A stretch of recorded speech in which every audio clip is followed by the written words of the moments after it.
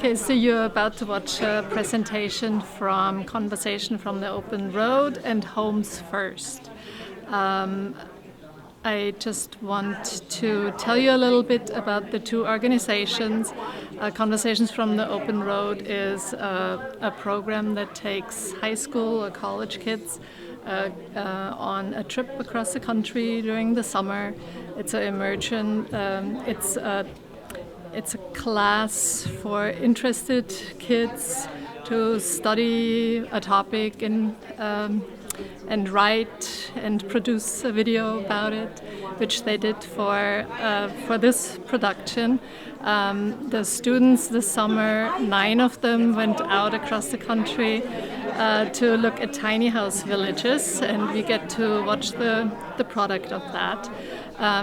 So Homes First is a local group that has been working together for about a year, talking about building a tiny house village here in Middlebury. And we are proud to show this movie. You'll see tiny houses. You'll hear lots of talk about tiny houses. We want to make this a community conversation and hope that you get as excited about tiny houses and we are. We do meet on a regular basis every second Wednesday of the month at Ilsley Library at 5:30. If you're interested, come and join a meeting. We always take donations. Come and talk to us about your idea, what it could look like in Middlebury. I was raised in a small town where homelessness was never really something I saw a lot of. Even though this reality exists in my own town, I never thought of community members as homeless. I feel like a lot of us overlook people who are homeless, or don't even recognize the magnitude of this issue. My dad and I built our first tiny house when I was 15. As a carpenter, my dad believed that becoming part of the tiny house movement would be a great way to provide sustainable housing. Going on this trip made me think of what I do with my dad in a completely different way, though. I can now see how I can make a difference in my own community in town by providing sustainable housing. Carmen, Faith, Andrew, and Dan's stories of how they became a part of the tiny house movement stuck with me because I could imagine my role in this and how I could help. Okay, let's meet them. So we jumped in the car and drove to Syracuse and met with Andrew at Tiny Homes for Good. My name's Andrew. I'm the director of a Tiny Home for Good. Been doing this for the last 4 years or so. Andrew was an awesome young adult who had been working with homeless people all of his life and knew how bad homelessness can really be. The next day, we drove and met Carmen in Ithaca. My name is Carmen. Last name is Geedy. It's a strange one, isn't it? But that's my name. We're at Second Wind. We're actually in the barn where all of our tools are stored. But yeah, we're at Second Wind Cottages right outside of Ithaca, New York, and it's housing for homeless men. Carmen had a very warm heart, and he believed that he was set on this earth by God to help the homeless and just to help people. We then met Faith in Detroit. Faith Fowler. We're at Cass Community Social Services here in Detroit. Faith was all about having personal connections with her residents. We then got on a 2-day train ride to Portland, Oregon, where we met with Dan. I'm Dan Bryant, Executive Director of Square One Villages here in Eugene at Emerald Village, Eugene. Dan was part of a group of 57 individuals who have been trying to get together a place for homeless people to rest their heads for years. Carmen, Faith, Andrew, and Dan all had different ways of building their tiny house villages, but all ideas are good ideas, right? Let's hear about the origin stories of these tiny home communities. I'm a pastor of a downtown church and I've been there for 28 years, and I just over the years have just seen more and more of the need of people just coming into our office just desperate and having some empathy for their plight. When you get to know anyone who's been unsheltered, for a period of time, and you realize how difficult that is, I've come to believe it's a basic, fundamental human right that everyone deserves a place to call home. Particularly, there's just so many people that I would call economic refugees. They've lost their home to no fault of their own. Simply, they cannot afford it. So there's just a basic injustice in our system, just right there. And that was one of our goals, and certainly my goals in building this facility, to say that to that person, and we have several, whose only income is their disability. Now they have that pride of being able to pay for their own home on the income they have. I was born in Syracuse when I was really, really young. My family moved outside of Boston. I came back here to go to school, though. I went to Lemoyne College. It's a really small school, about a mile and a half outside of downtown Syracuse. But while at Lemoyne, I got really involved with one of the local homeless shelters. It started getting to the point where I showed up to classes just to take tests when I had to, and then spent a lot more time at the shelter, learning a ton about, the individuals who are spending time there. So at the shelter, guys had to leave at 7 a.m. Okay, it didn't matter the weather, it didn't matter if they were 70 years old, if they could barely walk. It's a night shelter, so they had to be out of there at 7 a.m. And often my responsibility as a shelter aide there was to really kick them out into the cold. That was the job. They had to get them out and clean the shelter. And that really rattled me. Talked to a community center around the corner and asked if I could start this program called Pedal to Possibilities. And I got this idea to offer group bike rides to individuals facing homelessness. And after they join for 10 rides, they get to keep the bike, and we offer them a helmet and a lock. When you're on a bike ride with someone, it's much easier to have a conversation. Breaks down a lot of those barriers that are evident in a lot of the social service world. And it was here that I really started to get the idea of a tiny home for good, where people were telling me about the shitty apartments they had to live in and the poor services that were available to them. So this experience just kept me ruminating.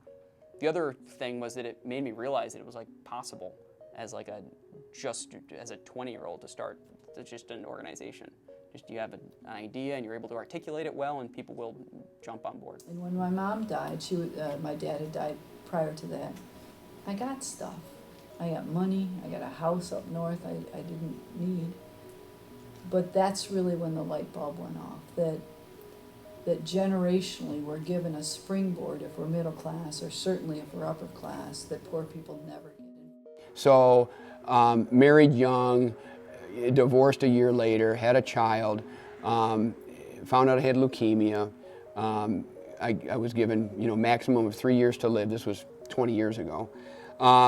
So life gave me a really crummy hand, right? I mean, so I was ticked off at the world, probably ticked off at God, right? Because I believed in God at that time. But anyways, so remarried for a second time, got married a third time, and still a loser, and still ticked off at the world, and so my thought was, I got this crummy hand, so I'm gonna treat people how I want to treat them. I played this game for a long time, faking it, pretty good, and it got to the point, I treated my present wife so badly for so long. It became very painful for me, for her. So she said, "That's it. I'm done," and that's what it took. That was really the first big life changing experience I had, and so I had to get right. And 2 weeks later, I'm sitting at church and they're talking about these people in Haiti, and the next thing I know, I've got this book on my desk in the shop, and it was called Radical: Taking Back Your Faith from the American Dream. And I read the first chapter and I was bawling like a baby. I mean, just lunch hour, right? And I'm just reading this, and I'm just weeping for the things that were breaking God's heart. There's so many realities that it's just like I was just so blind to, right? So the next thing I know, I'm getting a passport to go to Haiti to build an orphanage, right? And I mean, I get nervous leaving Newfield, right? I mean, when I drive 20 miles out of Newfield, I'm like, oh my gosh, I'm lost. I mean, it's like, so here I'm going to Haiti, right? And I'm going, oh my God, what am I doing? So I go to Haiti to help build an orphanage. So I come back from that trip, and I'm sick to my stomach, really. Go to open up my refrigerator and all the food and all the cupboards and all the, the running water, and I'm just sick. So I just started to call places in Ithaca. Is there anything I can do for people that are less fortunate, right? I mean, not to judge, can I help some people? And so I started to serve a meal at the Red Cross mission and just get to know some people and stuff. But it was a little awkward at first, and sometimes still is, to be very, very honest. But that turned into, more conversations with people. So it kind of hit me like, for real, there's people living outside, like right in my own backyard, right in my neighborhood. People living outdoors, and this was I think January or February. I mean, it was winter, right? At that point, I couldn't offer them much. I didn't have much to offer them. I'd bring lunch, pizza, and water, and sometimes blankets and stuff. But just get to know. Had some of the guys out to my house for dinner, and took them to work jobs to volunteer for things, and just so this went on for 2 years. Just I thought that's what it was. I'm just supposed to be a friend to these people. So the organization, Cass Community Social Services, has been providing housing since 2002. Prior to that, we just did emergency services. But in 2002, we began offering overnight accommodations to people. So that, as I mentioned, we're up to 300 people a night. We could help just about anybody get back on their feet, back into the working world, and felt pretty good about it until they came back. And they came back almost like a boomerang. It was predictable. You couldn't say when, but you could say that they would. And what happened was they left here in good shape, but then they ran into a crisis. So their car needed a repair, and they didn't have the $300 or $400 to repair it, and so they lost their job. They couldn't get to work. Or their hours were cut, and they couldn't keep up with their rent or their utilities, and they lost their housing. And often people would move out, and like the goodbyes would be like lackluster. It'd be like, okay, I'll see you later. Where I thought it'd be like a celebration. I thought it would be like people were excited to get their own spot. But sure enough, like they'd say goodbye, and then in a matter of weeks, months, usually weeks, they'd be back looking for a bed again. And it wasn't until like I had an opportunity to visit some of these places, visit some of the only affordable housing in Syracuse, the places that were $400, $500 a month, that I realized why they were moving back to the shelter. So I started thinking about that more, and started asking like guys at the shelter like what they wanted, and no one described a mansion or anything really significant. Like all they said was they wanted their own bedroom, their own bathroom, and their own kitchen, and a place that when they locked the door in the morning, they knew their stuff would be there in the evening. It just was pretty obvious that most of us in this country use our houses as our piggy banks, that's what gets us through. And so with the idea of tiny homes, we thought we could help people who are extremely poor have an asset, have the beginning of wealth, have the American dream, if you will. Not everybody's going to be able to build houses for people, but you can do something. So I started to buy campers. I said, if I bought a camper, would you move into a camper on my property and live there? And they did, and before I knew it, I had 7 campers. Campers are horrible in the wintertime around here. So figured I'd start building them some little houses. It's funny that you get calls from these agencies, and they ask you, how did you house this person? We've been trying to house them. I said, they're our friends. Your friends, what? Relationships, what? We've got money. We've got billions of dollars to throw at it, and that's really not gonna solve the problem. Money, it's pretty obvious. Money's not gonna solve it. Of course we need money, and but it's that investment in a human being. And that is one of the hardest things to get through people's heads. This is the first winter we had with our first houses. And as the landlord, we're responsible for mowing and shoveling and all that good stuff. And I showed up there excited to shovel because, it was the first time that we'd be able to shovel this new property. And I got there, and Dolphus, our tenant, had done this, and I looked down the road, and he was shoveling all of his neighbors' sidewalks with a broom. So that much snow, he did all that with a broom. And I dropped off my shovel and left salt with him. And I don't remember what he said, but it's just pretty powerful to think that, he not only did his own lawn, but went down the road and did everyone else's sidewalks as well. I think is just a statement. If he lived somewhere that he didn't care about, or in an apartment complex that he didn't feel comfortable or safe in, there's no way that would have happened. When we have our little ceremonies, when we hand over the keys, and typically the architects and the builders are there to hand the keys over, it's just very touching and moving. And the recipients are just so incredibly thankful. I mean, Alice told us she thought she was going to live the rest of her life in a shelter. Now to have her own home is something that is just a dream come true. I mean, it's a very powerful experience for anyone. Meeting Carmen, Andrew, Faith, and Dan showed me that it's easy to care for people. You just have to put in the effort and show them that their lives are important.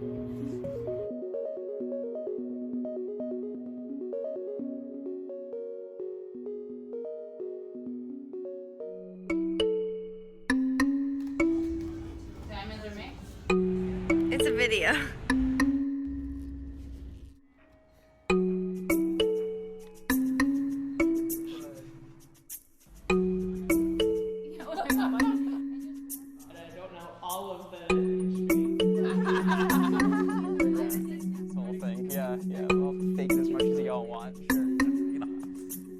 Surprise to me.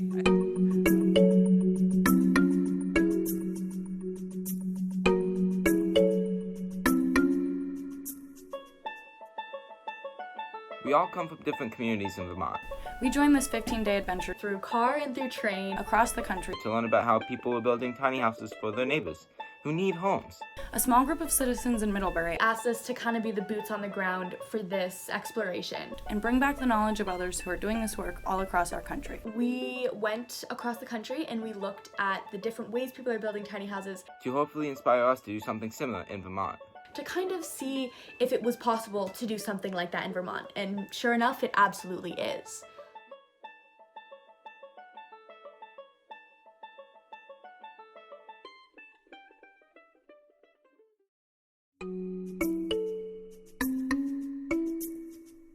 Apartment that's in Middlebury right now, I would literally have to make $27 an hour.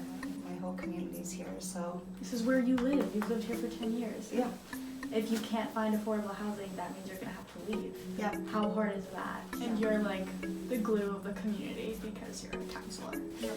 I live in a low income housing building. Where I'm at now, I pay, because I'm on a voucher, I pay $2 something. If I make $150 more, I lose all of it. Where I have to pay the full amount, which is $950 plus utilities. What's it like trying to find affordable housing? Is that process pretty grueling? It's a headache. What's it like being a parent and trying to find housing? It can be cute and fun when they're looking at the places with you, but then it can, where the stressful part comes in is when they're sleeping and all you can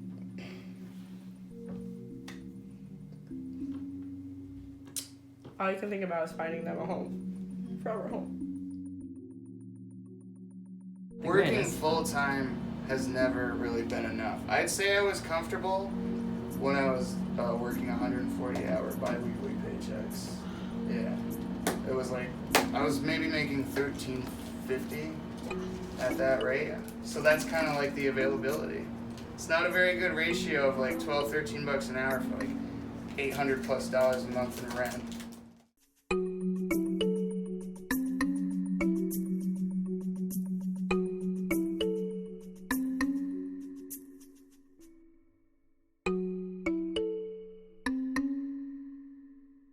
Yeah, so affordable housing in this country right now means that you're gonna pay a third of your income to live in a building, and that normally that's matched with a voucher from the government so that the landlord is getting a fair market rent, which is okay. It causes developers to develop housing for people who otherwise couldn't live in a safe, clean, affordable place.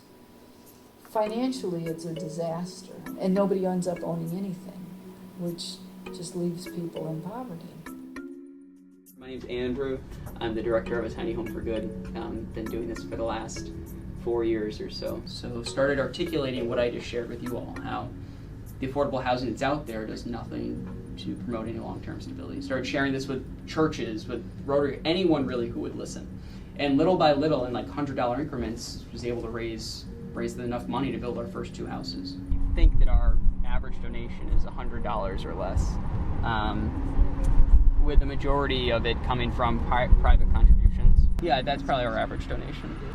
There's a girl who donated the money she got from the Tooth Fairy. That was cute. I don't know if this would work in every community, and I don't know if we could do it again in this community. But we sent out a fundraising letter in December of 2014, and we laid out our vision. Said this is what we would like to create. And I learned over time that there are just a lot of people out there who, when you give them the vision, and they have that kind of means, and they know that their gift is going to enable someone to be able to support themselves. It's been the easiest fundraising project. Yeah, so they're all built by volunteers. We don't pay anything for labor, so that keeps it really economic. Like, wow, this is incredible because people love getting involved, and it breaks down the stigma. You you come out here to work, and it's like you're working along with everyone, and no one knows who anyone is, and they're all just people working towards one thing. So we decided early on not to take government money for this. So I didn't want to promise you that in 7 years you're going to own a home and then come back and say, well, the government doesn't want to do this anymore, so you don't get to own a home. I just started to talk to anybody that would listen. I went to the mayor of Ithaca. I went to all the meetings in town. I started talking to churches. I started talking to anybody that I could get to listen, to say, this is what we're doing. I didn't know what I was doing. I just knew that something had to be done, and I just talked to anybody that I didn't have a plan. Honestly, I did not. Yeah. I didn't have a plan. I mean, it sucks as a model, really. No, I mean, a lot of people say, well, what's your model? I don't know. I knew something had to be done. I knew I couldn't foot the bill myself, right? I mean, I put a lot of my own money into it, but I knew that I had to get help from people, and I just started to talk to people. I know that the city helped in some way, but not on. There wasn't any discounting the actual land price.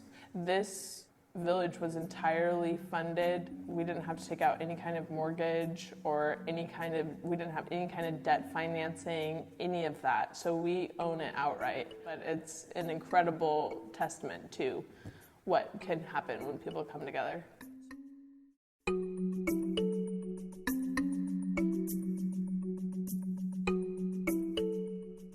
Each house was different, which made it almost feel like any other block on any other street, and they were nice houses too. It was structured like a mini neighborhood. Like there was a sidewalk, and it wound, and nothing was straight. There was no hard edges. With that sense of community and everybody working together, and the people within the village knew each other. It's not like they were strangers to anything either. Yeah, and the guy who created it and started it actually had his own house in the village. What is the square footage of these homes? It varies. The first couple we built were 248 square feet, which was too small. So now we're at a little bit over 300 per unit. 320. Yep, they're 16 by 20. And why identical? Just ease. Yeah, I can build them with one hand tied behind my back and one eye closed now. No, it's just easier for volunteers.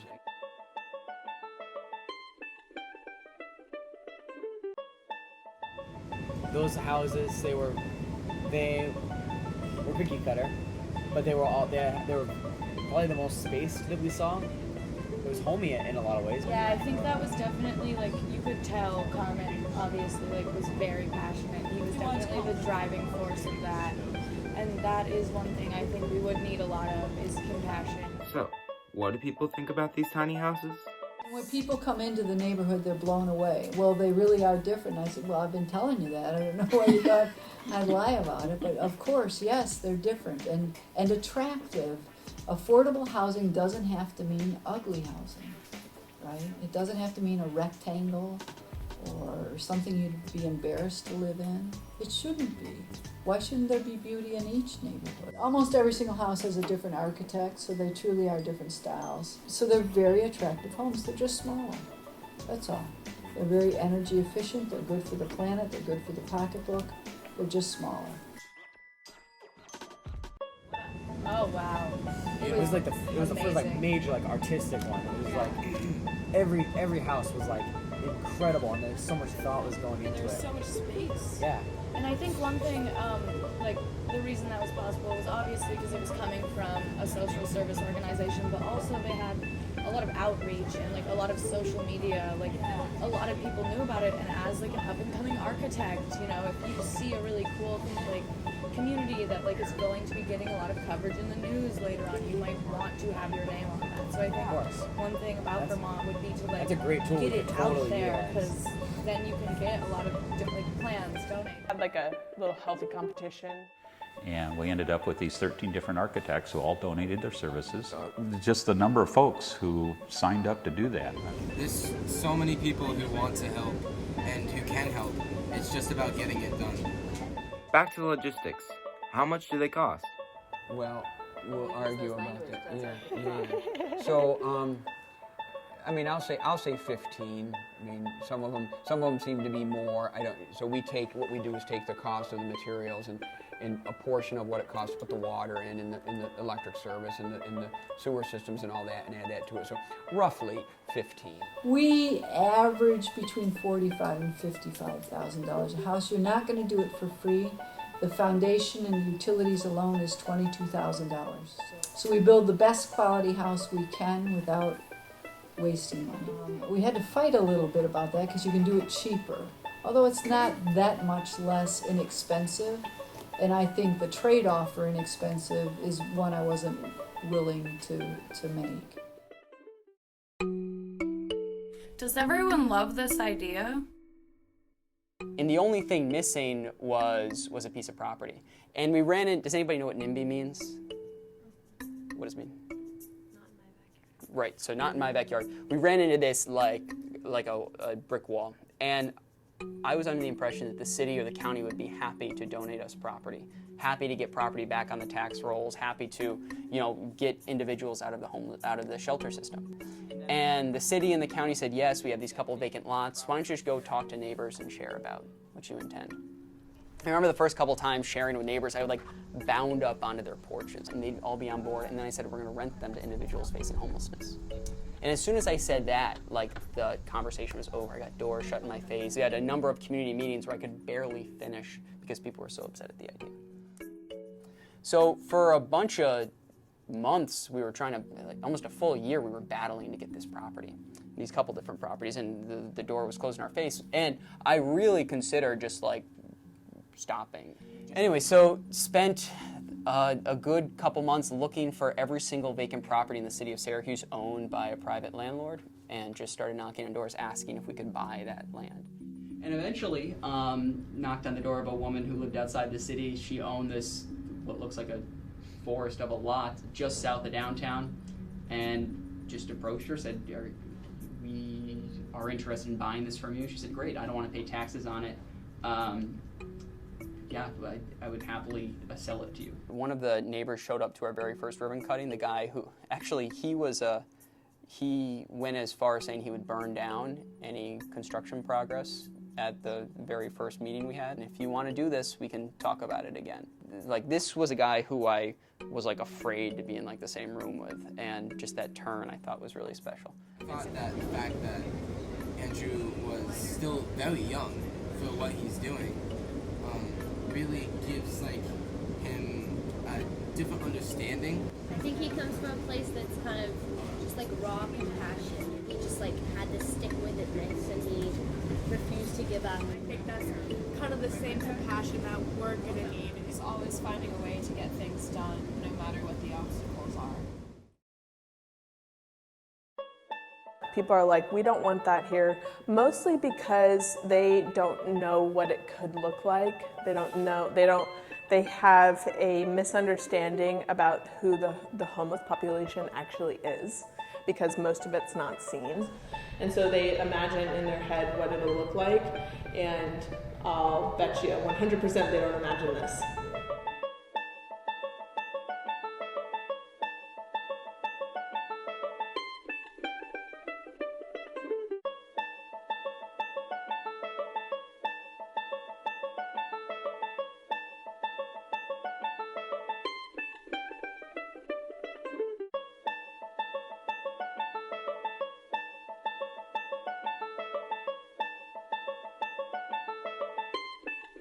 I don't think they really knew what we were going to build until we built the first one.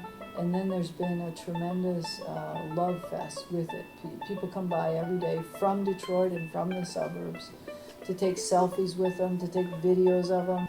Once a year before we move people into the next round, we'll have a tour.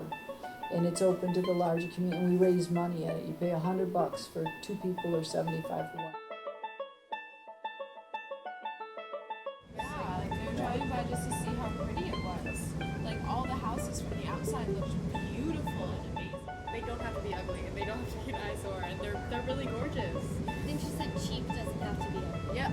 Yeah, cheap. You know, wanting to do affordable housing or low-income housing in a way that really gives you a sense of pride to live there.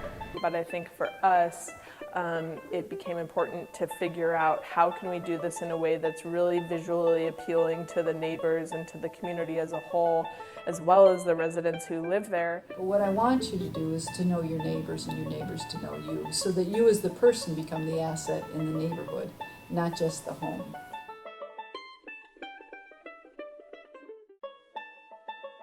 What's called a limited equity co-op.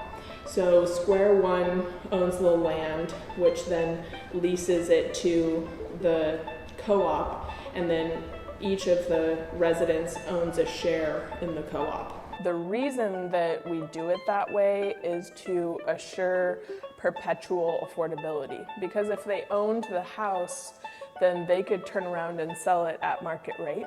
We were the first in the country to do it, and to marry affordable housing with home ownership for people who can't qualify for a mortgage any other way. It's set up as a 7-year program. They actually rent for 7 years, and they have to participate in the program in order to gain the home, because we wanted to make sure they didn't lose it, that they were really ready for it, because we take some chances on people who don't have long-term stability. So that's the deal. They pay rent, they go to homeowners class, they work with a financial coach, they volunteer 8 hours a month for 7 years, and if they do that, then they're given the house. There's no balloon payment, there's no mortgage at all. It's just theirs. But it's a 7-year program. I really liked how you would work to buy your house. I really liked how you would work for that. Some incentive. Right. Yeah. And then you can could start form making something more like that. and getting Of on course. top. And how they said assets, it's it's what you own it. Bottom line, what does it take to make this happen? A lot of people ask that question. Oh, well, you're smart. No, you know what? I really am not. And I really didn't have that much money. And I really didn't, it needed to be done. It's something that needed to be done. Yeah, you're always going to have critics. Anytime you try something new or different or innovative, you're going to have critics. I've been here long enough to know what I thought would work, and what doesn't work, we tweak. So a place like Middlebury, start small, and people will see okay, this works really well. This is great. If there's a group of people willing to do it, I would tell them just to go and do it. This can be done in any community. Yeah, you can figure out a way to do it. It's a very powerful experience. Highly recommend it. Go and do likewise. Come on, Vermont. Come on, Vermont. Come on, Vermont. Don't you want us to be able to stay here and live And work in our own home state?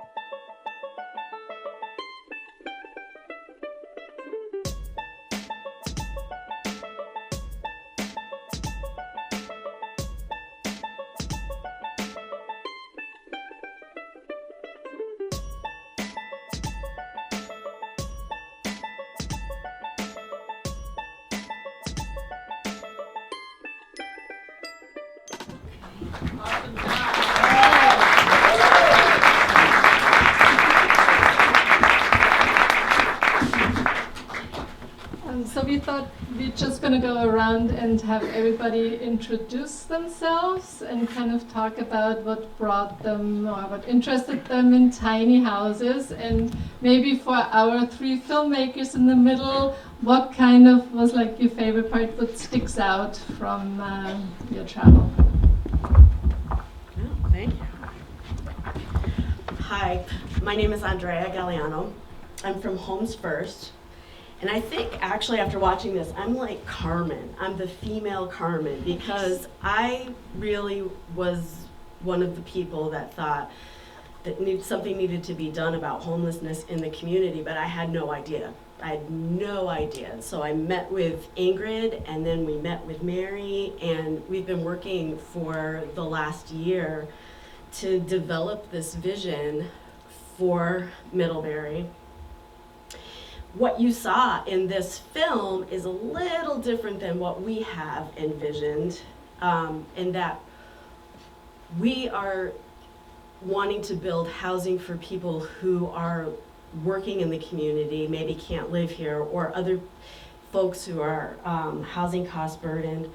We don't use, in Homes First, we don't use the term affordable housing, we use economic sustainability, meaning the wage and the rent are commensurate. So if you're making 13 bucks an hour, you can afford your rent with 13 bucks an hour. But we have to use a lot of the techniques and the models that you saw here tonight in order to do that. We have to literally detach these houses from the market so that we can protect them for people in perpetuity.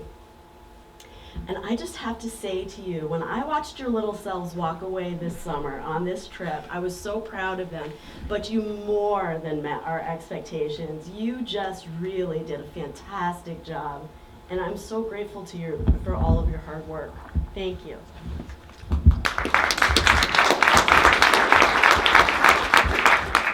I'm Abijah.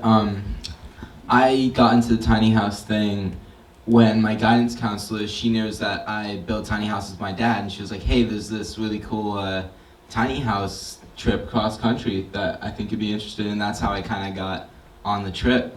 But yeah, I knew from the moment I met Mary that it was going to be an awesome trip, first of all.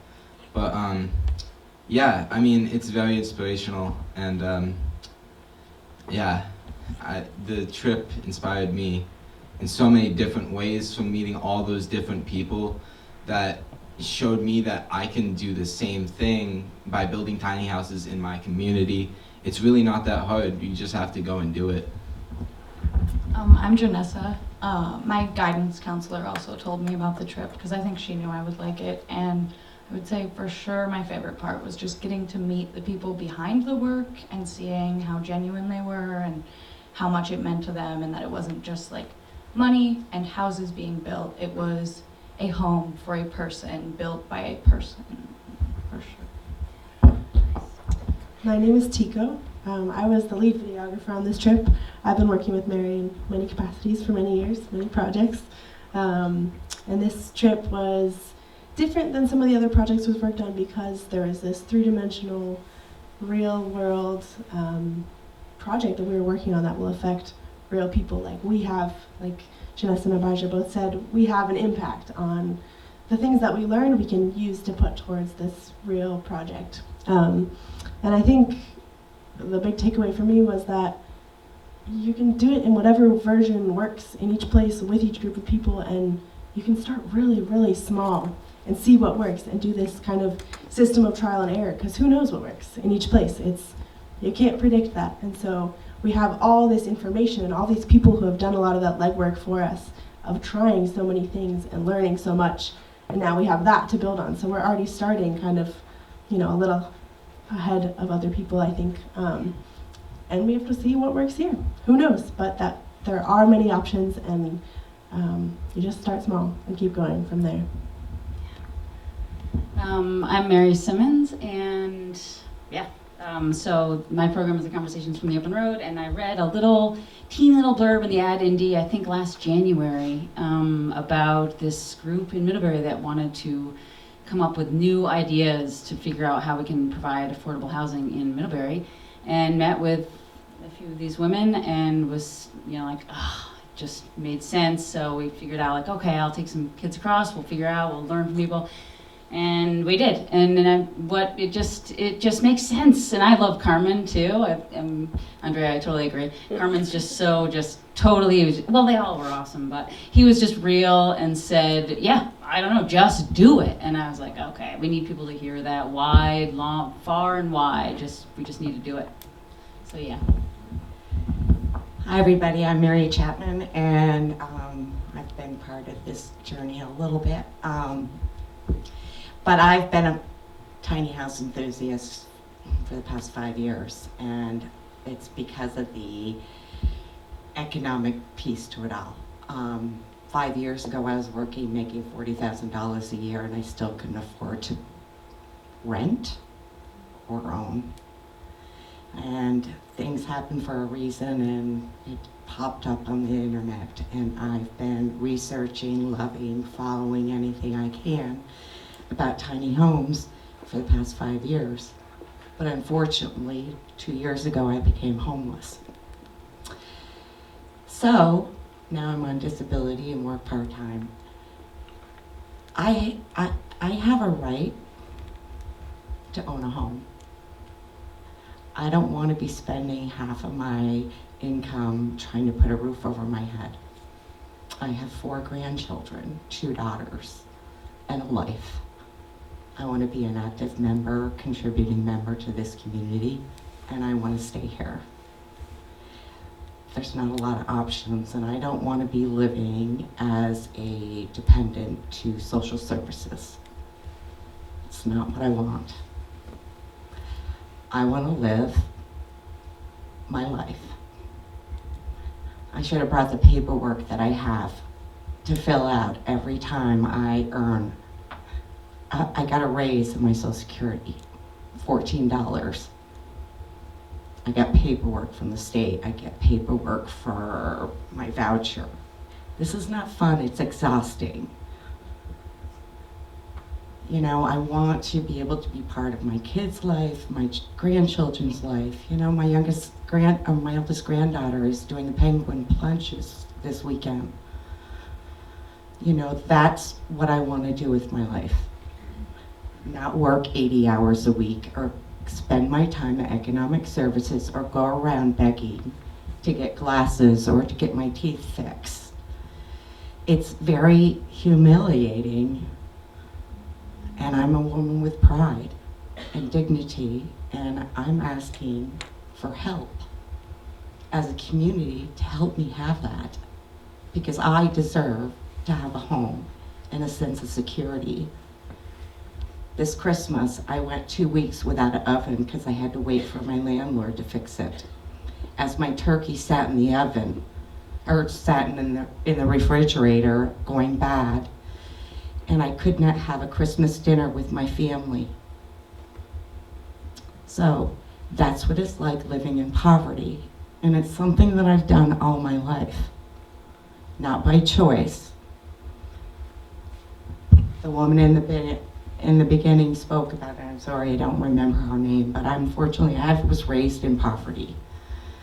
I've gone to college, I've tried to get degrees, I've continued trying to better myself. There's obstacles in the way, and that's called, as a woman, I only make 80 cents on the dollar to you men. And the list goes on. I mean, it's time. It's time, because we are more than homeless. We are people that deserve dignity, grace, and honor. Thanks.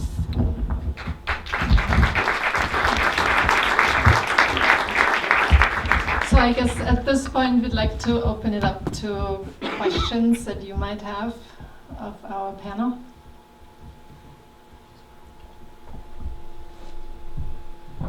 Or about I don't want to say it without the mic because I don't know if people would be able to hear me. I guess this is a really exciting project, and I'm wondering kind of where are we in the planning stages? You know, what's the next step? What are the needs? Because this sounds really, really fascinating. Also, I'm Alex. Hi, Alex. Hi. I emailed back and forth with you, so I knew where to come. Introduce yourself. So we are we've done our research. So we are now in the community building phase, where we bring to you what our idea is. We have a model, but without going into too much detail, because we have a model that is very similar to Emerald Village, and we have a few pieces of land that we're looking at what we're trying to do is form partnerships. So this is the partnership part of this. And we're trying to involve the community in the building of the houses. We're working with the Hannaford Center to maybe get a semester for the kids to build one of the houses. We're talking a little bit with the college. So the real need right now is people. What we really need more than anything is your ideas, your understanding, whatever skill. If you think about it, everybody can do something. So even if you can't donate finances or help us find a piece of land, you could probably paint, or you could probably plant a garden. So this isn't just, this really truly is a barn raising. And Mary brought that up at the very beginning when we all came together, that a few people can't do this, an entire community needs to do it. So we will meet every second Tuesday of the month second Wednesday, I'm sorry, going forward until we have a business plan and we have a piece of property and we are filling out the paperwork for all of our permits. And then my assumption is we'll be organizing our volunteers and we'll be building. And we want to do that in the next year, maybe by next summer. We would like to break ground.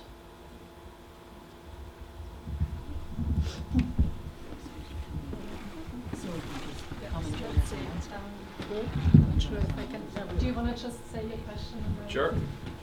So I think I've worked on some habitat houses, and sometimes raising human capital is one of the easier parts. Coordinating that capital is sometimes one of the trickier parts.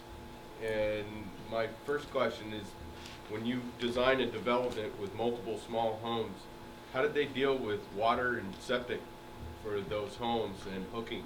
To me, that's your biggest infrastructure cost of building nice little homes for individual people. Means you've got to have a shared septic system, and you've got to have a water main, or you've got to have individual hookups. I mean, we just went through this, bringing a natural gas line through that doesn't have hookups for people.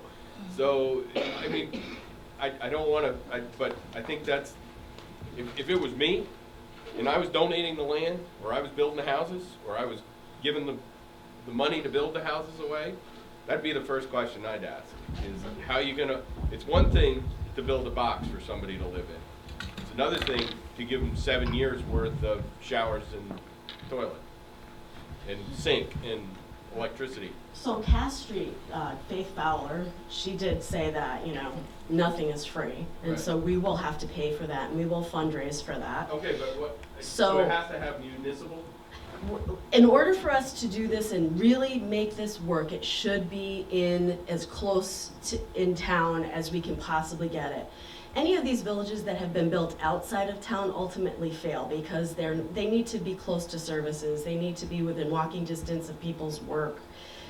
So that's really, and I would say to you, I understand we know you're not being cynical. We know that the hardest part of this is going to be finding the land and the site prep, and we know that because it is for everybody. Anybody that wanted to build anything in this state right now, maybe in other states, that's always the hardest part. But it's always impossible until somebody does it. Right. So we'll be the ones that do it. You can't do it.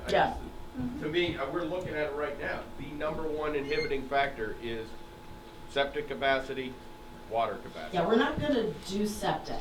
That's with our zoning. Middlebury has a really interesting set of zoning laws and things like that, and we have people that are very generous with their expertise to help us through that. But for the sake of the residents, the other thing that may help you to visualize this a little bit is because it's going to be a pocket neighborhood. Meaning every little tiny house, what they share in common, it's often referred to as villages, but we're thinking pocket neighborhood. They share the land in common. So it's one piece of land that you're piping. It's one piece of land that you're running all those utilities on, as opposed to what they did in Detroit, where it was individual lots. There's one piece of land that they all hold in common.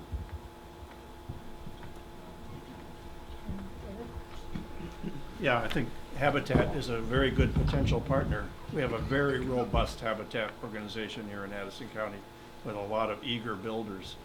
I think the Hannaford Career Center is also a potential partner because they're reinstituting their building trades program.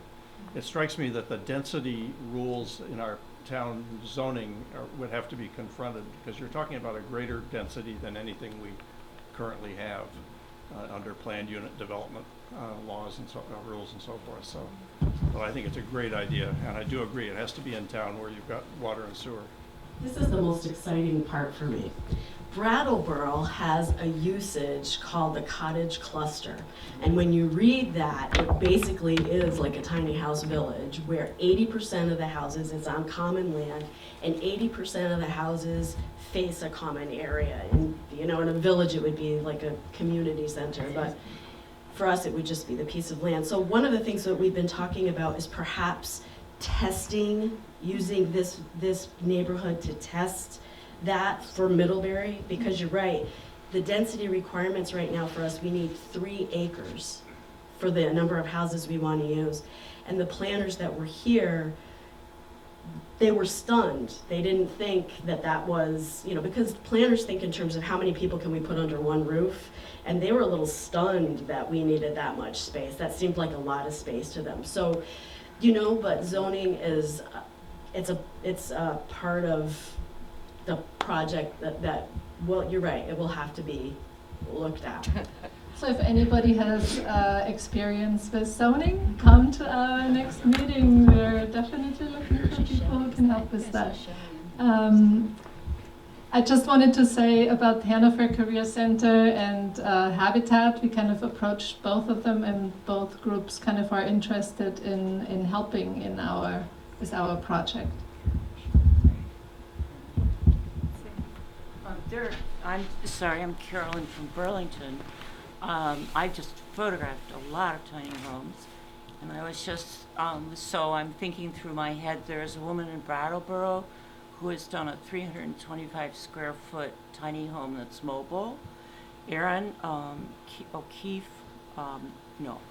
Mile O'Keefe, that I could put you into, but she has done the most incredible work with space usage that I've ever seen in any tiny home. And so please be sure you think about, like, she has those pull-out panels that have all your kitchen things in them, and then you push them back in, and then she has another for the bathroom and push it back in, another for cleaning. But within this 300 square feet, she has a full shower with the rain head, and she has a washer and a dryer and a dishwasher.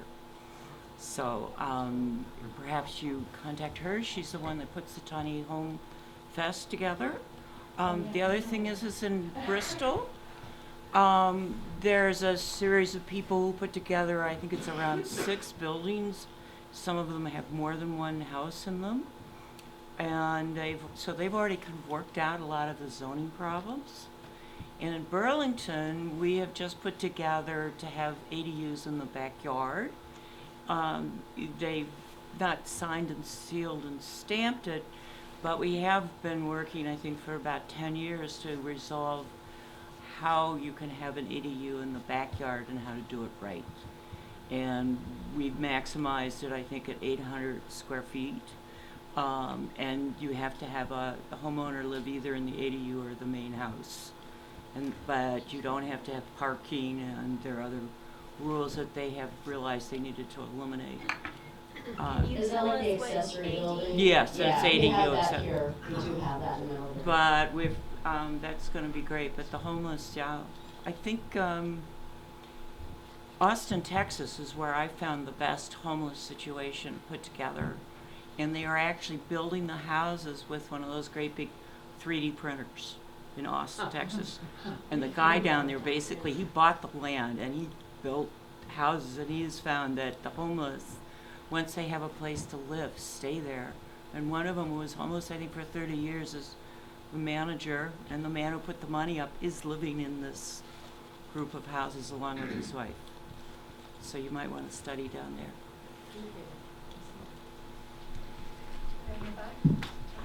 I wonder if you can clarify who you think you'll be building for. Is it We already have her. Villages you've shown have been pathways out of homelessness, but it sounds like you might be thinking a little differently than that. We are, thank you. So we have, you think in percentages, but we feel like people who are making anywhere from $12 to $26 an hour. $26 an hour is the housing wage here. And so anybody that would fall in that, obviously we would, for fairness, and the selection process, the community, ultimately has the final say who lives there. But it would be working folks and people with a verified income that worked out to be between $12 and $26 an hour. Which, like, say the hospital wage, the hospital, like people Yeah. at the hospital, people at the college. Right, the two biggest employers right now. So Porter just advertised food service for $13 an hour. They would be able to live in our tiny house. And I was just speaking to a friend who works at the college, and they just gave their housekeeping staff a nice raise, and so the lowest paid person there is making $14. They would be able to. That's the type of housing that we're looking for to build. So I wanted to ask Abijah, is that how you say it? Yeah. Could you speak a little bit about your experience actually having built one of these? It sounded like with your father. Yeah. And then second question to the folks, all of you who were on the road, did you get a sense, I think there were 3 different communities, villages, whatever, projects that you visited. Did you get a sense of how many people it took in each of those places to complete it, and how long? So I've built 3 tiny houses with my dad, and first off, you can build them very cheap. They're not that hard to build either. They're very small, very compact. We drew up the plans in like probably an hour. If you just find recycled materials, you can build them for under 10 grand. It's not hard at all. The hard part is actually building the tiny house, but yeah, that's just all part of the journey though. It's How long did it take? I don't know. So let's say how many people you need to build. How many people do you think it would take to build? Tony Nemo, Mr. Builder, how many people do you think it would take to safely build a tiny house? A project like that? I Yeah. could build a tiny house myself. No, really. No, they're talking about. Okay, but what she's saying is the building of the tiny house itself, for me and my partner, we could rough frame that thing in 2 days. So I don't think it's, the volunteers, the physical work. My opinion is the tiny house is getting the funding, getting the thing. If you have volunteers and someone that knows what they're doing, putting it together it's kind of the fun thing. It gets done. I've been listening, and I've been supporting Andrea for a long time with this, and she asked me to come, and I wasn't going to speak, but the infrastructure, the water, the sewer, the funding, the property, and then the stereotype of what the kind of people that are going to live in these tiny houses, they're not bums, they're homeless, they're people with jobs, they're I could see some of that. I was an outsider watching. I think getting all the eggs in a row here and getting and somebody to support changing some of the zoning rules. There's a lot of things that cost a lot of money. You need so much property. You need this. You need that. Building the house itself and getting funded for it building the houses themselves. Besides the infrastructure being done right, the infrastructure obviously needs to be done and laid out. But there's lots of volunteers that are going to do that. That are going to architect it, but and they'll pay for it. But the building of the tiny houses is probably the easiest, I would think, to do, because you've got young people, you've got old people, you've got all kinds of people that want to help out, and you've got people that know what they're doing, which can, yeah. So it won't take very long to build these things. I think it's more about the money Yeah, About a week. They can be built in a week. yeah. And cheap doesn't have to be ugly. No. Yeah. You know, it's a fee. Yeah, it's like Andrea doesn't know, but when if she gets to the point of where they can do this, I will build her first tiny house. So I will do that for her because she's very passionate about this, and if I could tell why she started on this is one day somebody put in the paper that we should throw the homeless people in jail.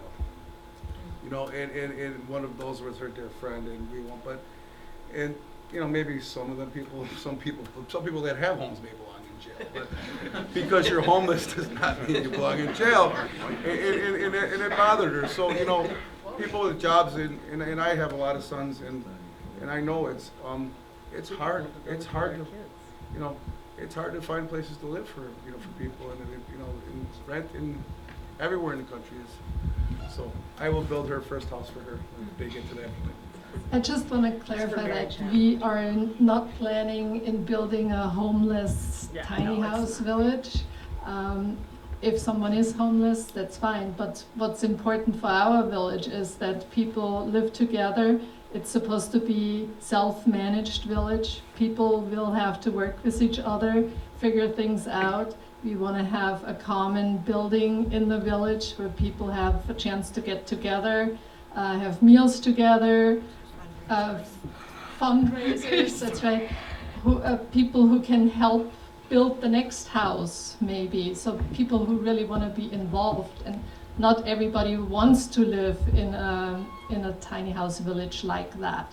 So it's not for people who just want to be in their house and don't want to see anybody of their neighbors. So we will have an application process for our village, and hopefully once we have a few people in there, those residents can become part of the committee who picks the next tenants who get to stay in there. That's kind of our vision. I assume we're talking about individuals and at most couples in these tiny houses, not families with children. That's right. Yeah. Although I would love to see a family Right, co-op. just because of the size. Yeah, that's a different Yeah, Yeah. right. So just wondering if people who actually had some money could also be part of this community. You know, they have the money to build their own tiny houses. You know, maybe they don't have a ton of money, but maybe they can get together $20,000. Not for this village, but that is something in the future that we're talking, because this is really a pilot. We want to work together as a community to see how we can use this as a tool to bring this vision that we have, that people who want to live here, regardless of their income, can do that.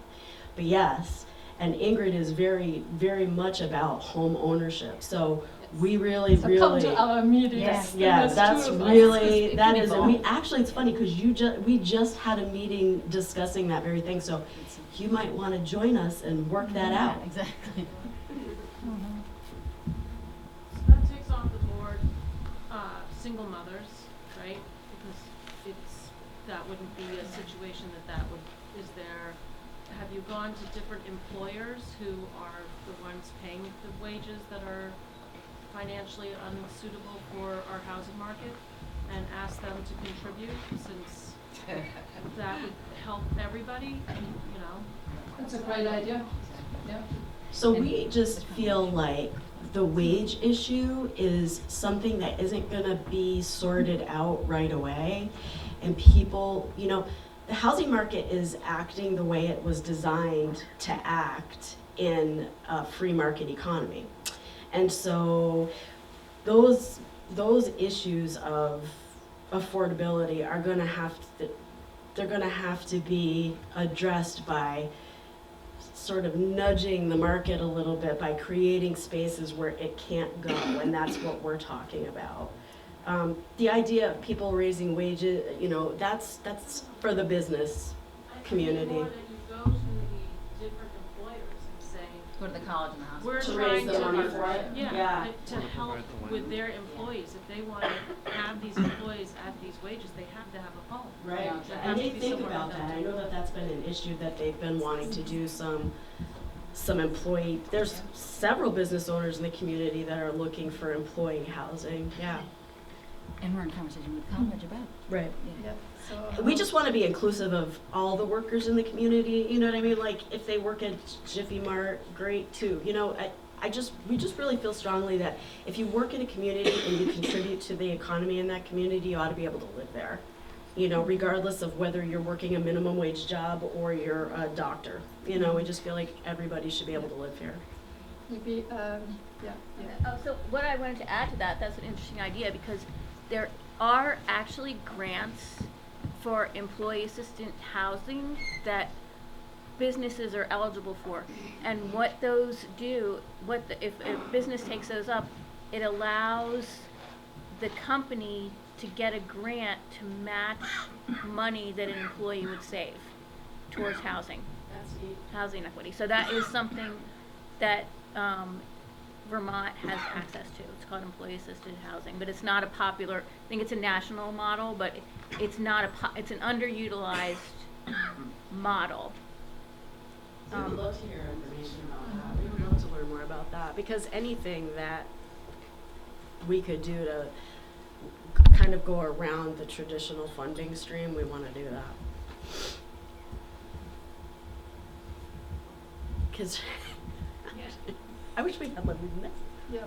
So I'm kind of intrigued by this. I'm trying to imagine the scale of it. Like, I have to think in Addison County there might be some unknown large number of people who would fit this profile where a tiny home would make sense for them, or maybe a small townhome or a small apartment.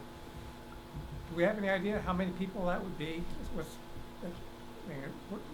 So on 3 acres, we could build 12 to 14 of these with the current zoning. If we don't get any type of, what is it called? A variance. Yeah, a variance. Thank you. Middle-aged moment there. If we don't get a variance, 12 to 14 houses. So that's either 12 to 14 couples or 12 to 14 single people. Which I know may not seem like a lot, and I think to people who are, you know, sort of lean toward like the apartment housing model to get as many people there as possible, it might be hard to understand why we're sacrificing numbers. It's because it costs so much to build those bigger structures that you can't, it's impossible, they're all debt funded, and it's impossible to keep the cost to where other, you know, the working poor could actually rent and not rely on a subsidy. The number they gave up at that Act 48 meeting, it's like 230,000, 240,000 per unit per apartment. Tiny house is what? You said between 15 and 40. Is that what the question is? The question is, how many people would this one project house potentially? How many people in Addison County? Yeah, what is the need? Yeah. Well, if you look at the numbers that the planner said, there's like 5,000 people that live in Middlebury, or that work in Middlebury, but don't live here. Now, I'm assuming maybe, let's for argument's sake, say half of them choose not to. So then there's the other half that are commuting into work. There is quite a large number of people who are looking for affordable housing, and really right now for all the houses in Addison County, they receive most applications for 1-bedroom apartments. In fact, some houses don't even take applications anymore for 1-bedroom apartments because they don't have enough. So the need is there. Typically, when a new apartment house gets built, there's more 2-bedroom apartments than 1-bedroom apartment built, because it's much more cost efficient to build an extra one empty bedroom that really doesn't cost as much, and you get a lot more rent from that extra room. So typically there's more 2-bedroom apartments available than 1-bedroom, yet the demand is really for the 1-bedroom. So we really hope that this could be a good model that people find attractive, and that it could be copied in other communities. Or we also had a lot of individuals who own land and really like the idea of tiny homes, but they're not sure about zoning. How would that work? So just to make it kind of to show that this really works, this is an alternative.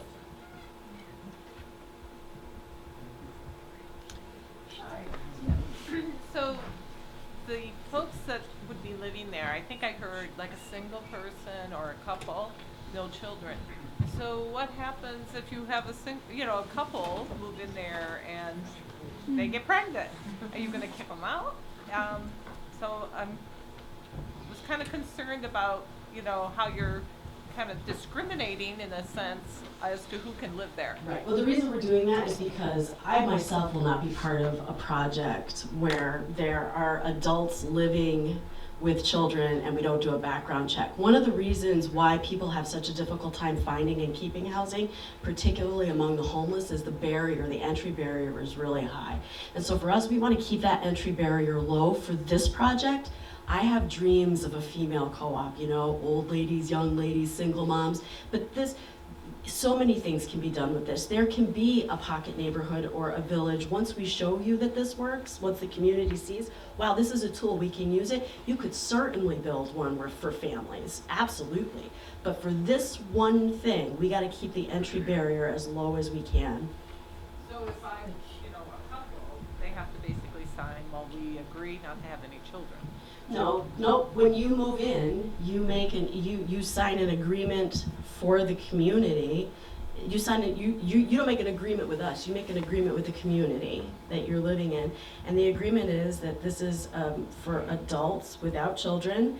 And like so many other things, you get pregnant and your landlord says that's too many people. In some cities there's coding, it's the same thing. It's almost like the code, it's like a code, 3 is too much, You'd then be required to sell if you own your tiny house. At that point, you'd have to sell it, right? So we don't think for this particular village that, maybe in the future there would be the pathway to ownership, because that is a principle that's really important to us, but we're kind of getting a little bit, those are all they're real important questions that would be hammered out whatever flavor the next village is, because I personally don't see this as being the only one I'm involved with. So I just want to say, as far as like housing, there's, it's 0.1% vacancy right here in Middlebury itself. So I currently live in a 2-bedroom apartment. If I could have that tiny home, some single mom would be able to have, that's what's going to happen. It's going to free up some of these units for those moms, single moms, to be out there. But when I was homeless, I can tell you the majority of people that I was with, they were mostly single and older. So, vets are helped, young single mothers are helped with home. I know we're not talking about homelessness, but if I had had a tiny home when I got sick 4 years ago, I would have had my tiny home, would not have been homeless, and I would have been able to sustain that tiny home. So there's a future for those of us that are single, that don't have some of those options out there, especially those that are single and older. My time's, the clock's ticking, and I want some security. You got 15 minutes left, girl. How are you gonna spend those last 15 minutes of your life? Please. In a tiny house? In a tiny house? Yeah. Well, no, if I could afford a tiny house, I'd be spending it with my family. Easier to get you out. So with that thought, if you are an older person, as age does, it makes your body wear out a little bit. What happens to the older person that then can no longer function? What happens to them in that home? What happens to them in any home? Well, for some of us, It's we one take care floor. of others, but what I'm wondering is, you have one floor, but you break a hip and you have nobody there, and you need you know, more care, what happens to that You tiny have a home? Are they community of then houses kicked that out? are right It's next to it's you. a community, so we would What about assume that apartment the neighbors building? would say, I oh, mean- Flojo hasn't come out, let's go check on it. I mean, what that we're- happens yeah. anywhere. And this is pretty nuanced, like we can figure that, I mean, you know, like Emerald Village, they have their board, the residents, all the residents that live there create the rule and the structure of how it goes down, What so. happens to the home when they are no longer able to take care of it? Do they then leave the home? Does the home then get sold to somebody else, or is it rented to somebody else? Well, if it was a rental, then it would go, well, it depends on the model, but we were thinking of the Emerald Village, which would be limited. Right, if we did it that way so then they would, So I mean, what we're talking don't- about is. I don't really think we can talk Right. in that detail Yeah. because all those rules really will have to be worked out. And that's kind of all the things we've been talking about all of this year, trying to come up with what are the best rules, how do we want to do this? And that's where we also welcome any input from the community to make this something that really the community stands behind. There's a great piece of property out in Shore, and one of the people who came to one of our meetings, she was thinking, wouldn't this be great for like a retirement community, you know what I mean? And you know, the hospital is really interested, so the hospital is very interested in senior housing too, but one of the things I could tell you about this, let's think about how this would help them. Right now, there are elderly people living in this community on a fixed income. They can't downsize. They can't really afford where they're living anymore, but they can't downsize because there's nothing to downsize to. So a tiny house gives them that option, and because it's in a community setting, they probably would have a lot more care and concern than if they stayed in their house where they are right now by themselves. So let's say it's owned by a group of people. It's not sold to an individual. They don't own it. No, because that's how you keep it. That's how you keep it affordable. So it can't be, because it's detached from the housing market. Okay. Okay, so that the house, so it won't be at the whim of the housing market. So really, if you're talking about $100 a square foot, you're talking well below fair market rent. You know what I mean? So in order to keep it that way, you can't allow anybody to. So 3% of all the housing in this country is nonprofit, which tells us what? Housing is a commodity, you know, and the only way to shift that is, again, to take some housing out of the market so that it's not. It's the purpose of the housing is a home. So, this housing thing you got going, there's people move out of Vermont because they can't afford to live here, and our young people. So do you think this would be like a good opportunity for like young people to go to school or not go to school, start out as an apprentice in some kind of job, and have a place to live that they can afford and save some money and then move into the housing market where they cost, You want your adult children to move out, don't you? But what I'm saying is this is also just an opportunity for people to get a start. This isn't just. Yeah, it's a way to keep these college kids here instead of waiting for them to come back, and retire here. Let's keep them here. We have an aging population in Vermont. If we don't find a way to house these kids with their student loan, you can't pay a $300-400 student loan and a $1,200 rent. You can't do that with most jobs that are available, even at a professional job that's paying more than a living wage. So it would be a great way to have kids stay here. This is how the tiny house thing started, and I really don't know when, but it's because of young people like out west got sick of paying this high cost of rent. So they went to putting them on trailers and basically was telling the government, if you're not going to help me, I'm going to help myself. This is kind of how it started. So are we going to help our population with finding affordable housing? I was speaking to a young person the other day. She's in a relationship. They'd love to buy land and build a house.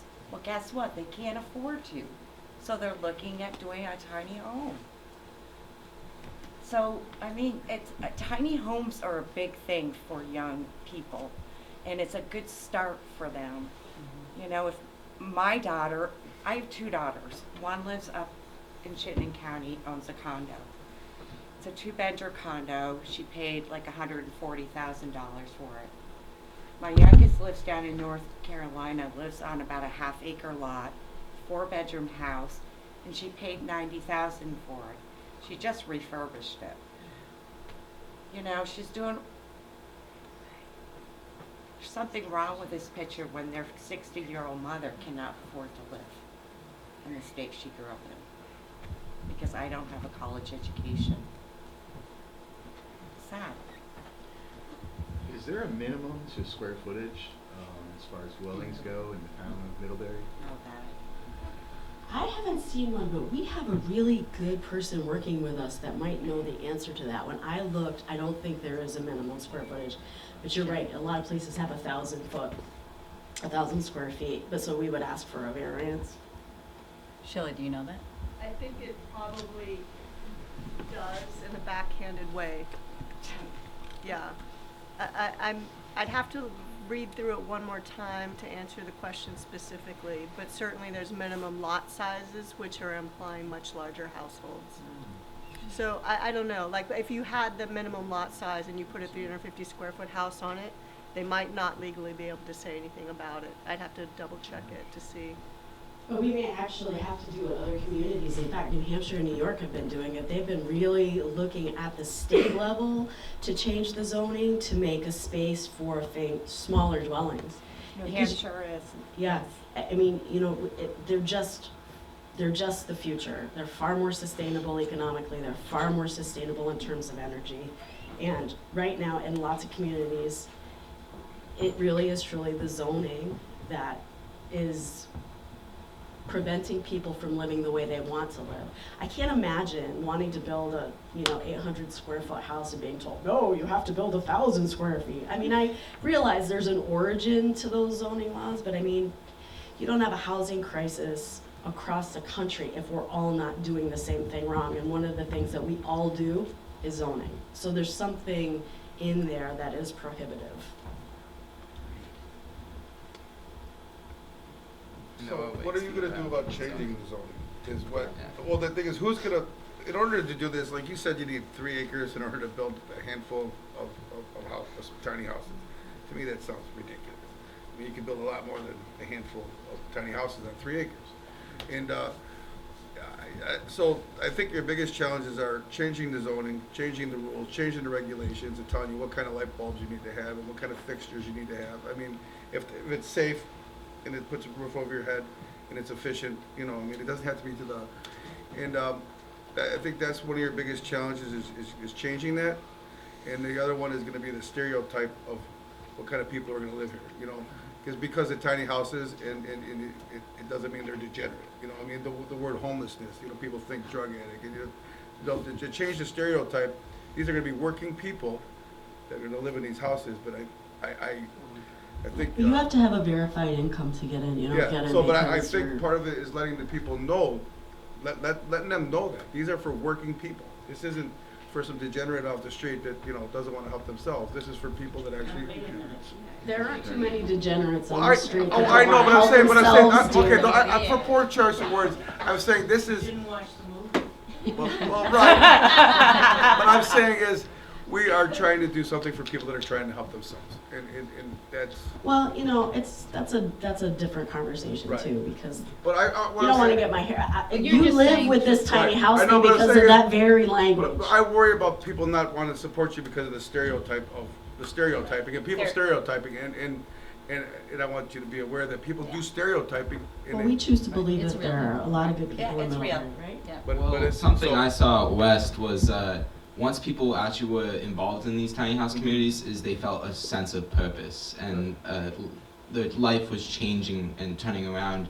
Some people, we met a guy super messed up, had such a bad life, but he was turning around. He wasn't the guy he used to be, and that was all through just someone taking him in, putting him in a tiny house, and giving him a roof over his head and a nice community and just gives people a sense of purpose. Like Carmen said, relationships, yeah. Yeah. Yeah. So this is something that's going on around the country, and there are these cottage codes that are cropping up everywhere, which are models that can be adopted. The concern is always that when lots get smaller, density gets higher, that property values are going to decrease. And so there's this fear of what's going to happen to people who live there already. And so this community is going to have to face that fear.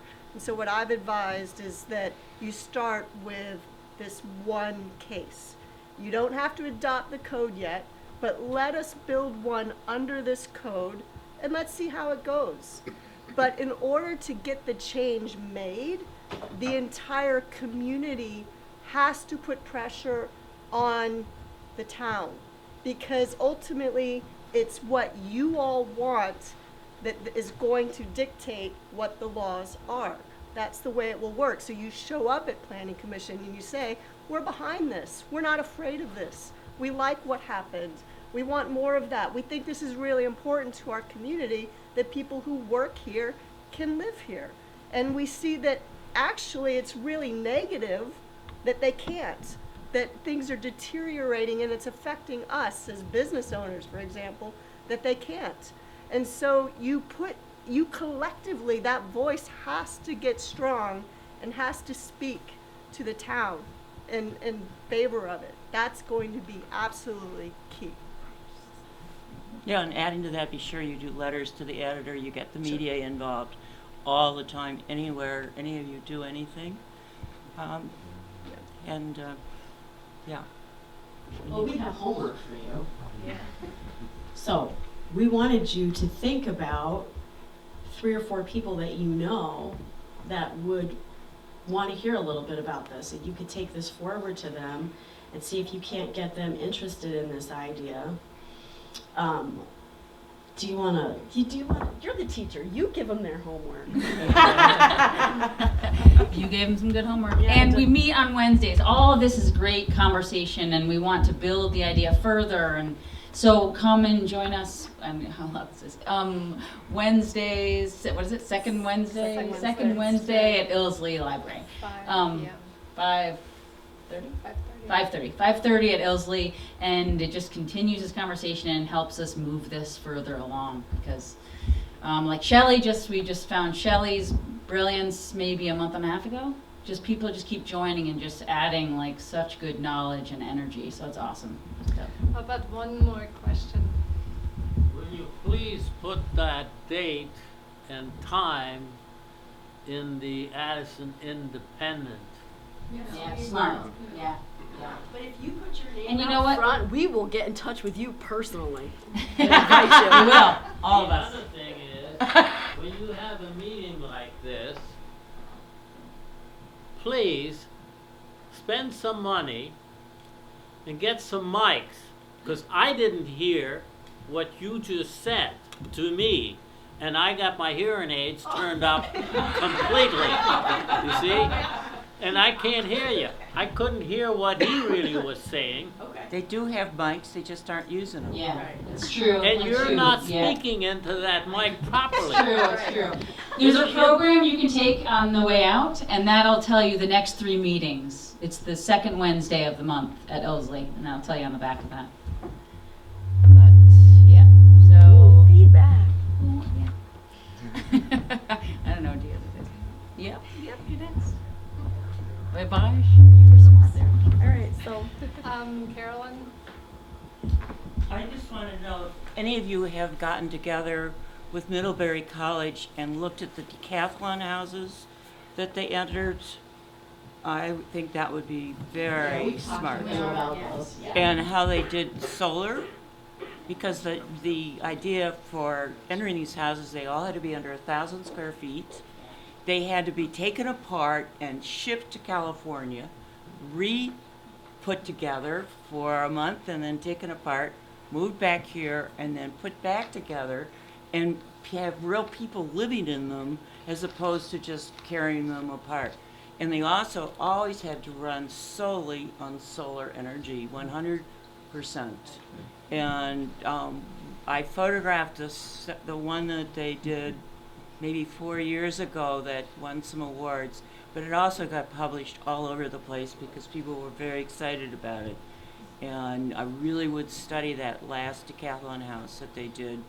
We talked to the people that built that, and they were telling us that they stopped doing it because they had to take them. It was like such a tremendous cost to send them out there and bring them back. Yeah, it was just not. No, yeah. well, you know, a lot of other people started entering the contest too. And they don't really have an strong architectural staff here. Oh, we do. We would like to introduce you to one of our newest additions. That's what I was told. She's amazing. Are you an architectural? They've been designing our habitat. Well, were you there when they did the Decathlon house? Right, exactly. Well, But we have a very good staff, but it's well, maybe you do now. And they've been most receptive. As a graduate there, they all had to be something else. So I think our crowd has been dwindling down. I hope those of you who still have questions, please come to our next meeting, and thank you very much for coming out to this. Thank you.